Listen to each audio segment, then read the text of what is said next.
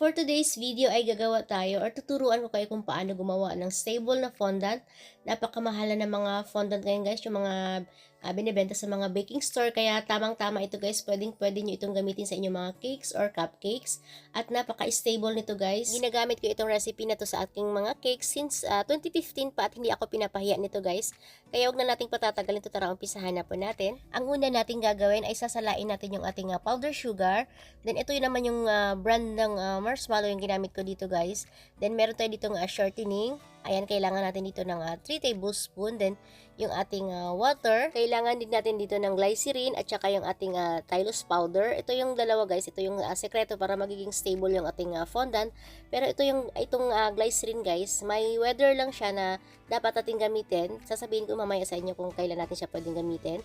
Then ito naman yung ating mixing bowl. Lalagyan natin siya ngayon ng shortening para hindi dumikit yung ating marshmallow. Lalagyan natin lahat ng shortening guys, yung mga tools na gagamitin natin, yung spatula at saka yung ating scraper. Lalagyan natin lahat guys para hindi po tayo mahirapan mamaya mag-mix ng ating fondant or sobrang madikit kasi itong marshmallow guys kapag nag-melt na siya, kaya mahirapan talaga tayo kapag hindi natin nilagyan ng shortening yung ating mga tools.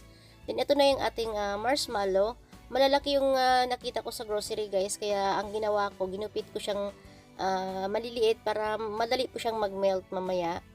Pero meron namang nabibili guys sa mga baking store na maliit na siya. Pagka yun yung nabili nyo, hindi nyo na kailangan siyang gupitin pa. Iba-ibang klase din pala yung marshmallow. Merong marshmallow guys na malakas mag-absorb ng powder sugar at ng liquid. Ito guys, medyo malakas mag-absorb itong marshmallow na nabili ko, kaya hindi ko nagamit lahat ng ating powder sugar. Then ngayon nilagay ko na yung ating water. Pwede kayo mag-add ng water guys kung medyo hindi pa masyadong nag-melt yung inyong marshmallow. Then nilagay ko lang pala siya sa microwave ng 2.5 minutes. Bali 30 seconds interval yun guys. Then minix ko siya. Then nilagay ko siya ulit sa microwave. Then hanggang sa nag-melt yung ating marshmallow. Pwede nyo rin po siyang i-melt sa double boiler. Ayan, magpakulo kayo ng tubig sa saucepan. Then kapag kumukulo na yung mahinang apoy lang, then ilagay nyo na yung mixing bowl sa ibabaw ng inyong saucepan. Then continue nyo lang yung pag-mix nyo hanggang sa mag-melt na yung inyong marshmallow. Dito pala sa stage na ito guys, bago natin ilagay yung ating marshmallow sa microwave, pwede na natin ilagay yung ating glycerin. Ayan, pero ito yung sinasabi ko guys na may weather lang na kung kailan natin siya ilalagay. Kapag medyo humid or mainit sa inyong area, wag na po kayo maglagay ng glycerin. Pero kapag medyo malamig or naka-aircon kayo guys, pwede kayo maglagay nitong glycerin na ito. Ang use naman nitong glycerin ay pangpatigas lang siya dun sa ating fondant.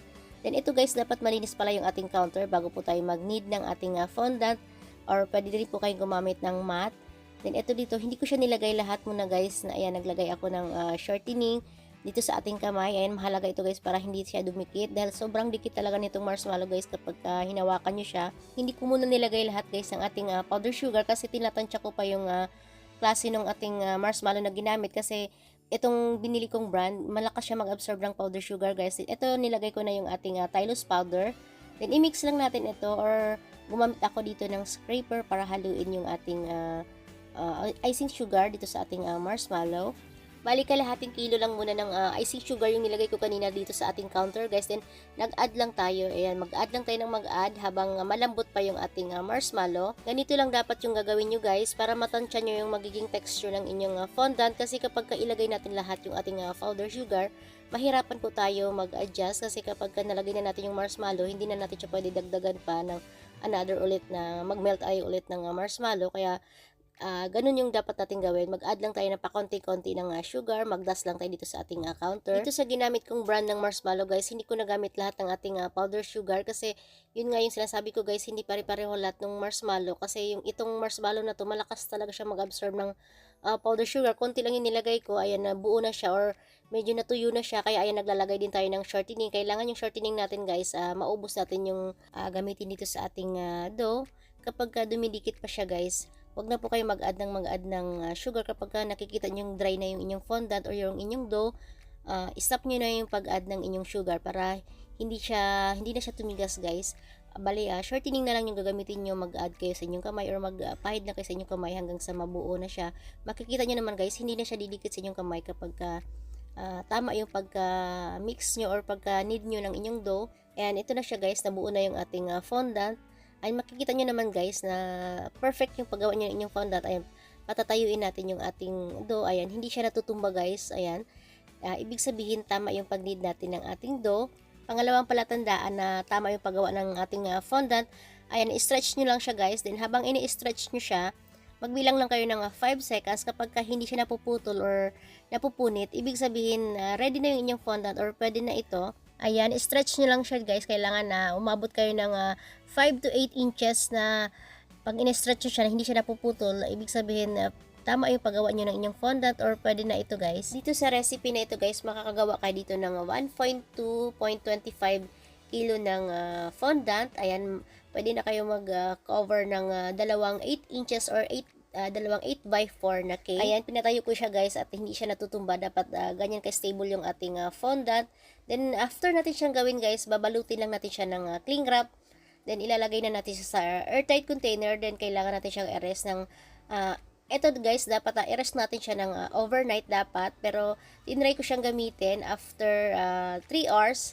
Ayan, ipapakita ko sa inyo mamaya. Pwede naman siyang gamitin guys after natin siyang gawin ng kahit mga 3 hours nyo lang siya or 3 to 4 hours nyo lang siya i-rest. Ayan, pwede nyo na siyang gamitin.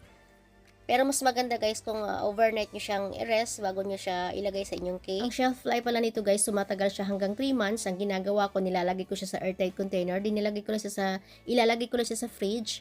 Then, andun lang siya guys kapag gagamitin ko na siya, ilalabas ko lang siya. Then, ima-microwave ko lang siya guys ng 10 seconds hanggang sa medyo lumambot na siya at madali siyang inid.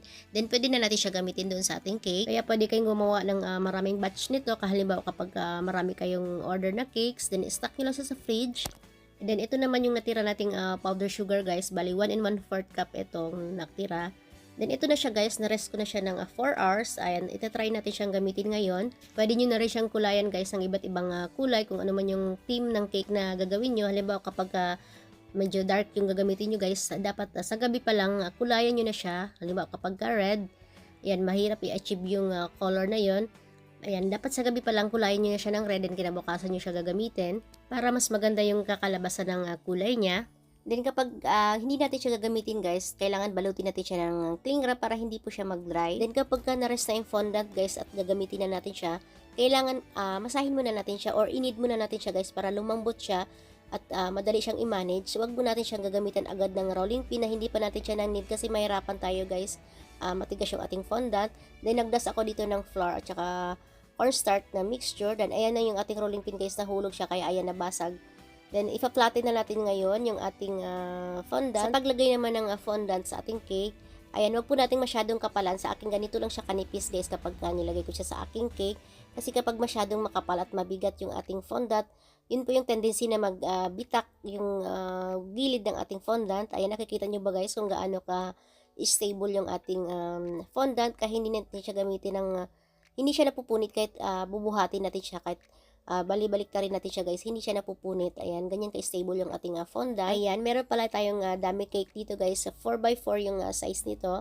Ayan, naglagay lang ako ng shortening. Dapat manipis lang yung shortening na ilalagay natin guys para hindi mapunit yung ating fondant. Meron na tayong tutorial nito guys sa ating YouTube channel kung paano maglagay ng fondant sa ating cake. May mga tips din akong binigay doon. Ayan, ito naman ipapakita ko lang sa inyo kung paano tayo maglagay ng fondant dito sa ating dummy cake. Ayan, saklob yung tawag dito guys. Yung kailangan na pag naglagay tayo ng fondant, ayan, siguraduhin natin na nakadikit yung fondant dito sa ating dummy cake. Add ko lang din kapag ipa-flatten natin yung ating fondant, kailangan pantay siya guys. Hindi pwede na medyo makapal yung sa kabila tapos manipis yung sa kabilang side ng cake kasi yun po talaga yung tendency na mapupunit yung inyong cake kapag hindi pantay yung bigat ng inyong fondant. Ayun lang naman guys yung mga dapat tandaan natin sa paggawa ng fondant para hindi po tayo pumalpak. Ayan, sana marami kayong natutunan ngayon dito sa ating ginawang video. Comment na po kayo sa baba kung may mga tanong pa po kayo. Kita-kits po tayo ulit sa aking susunod pa mga videos. Maraming salamat po sa inyong panonood. Mag-iingat po tayo palagi.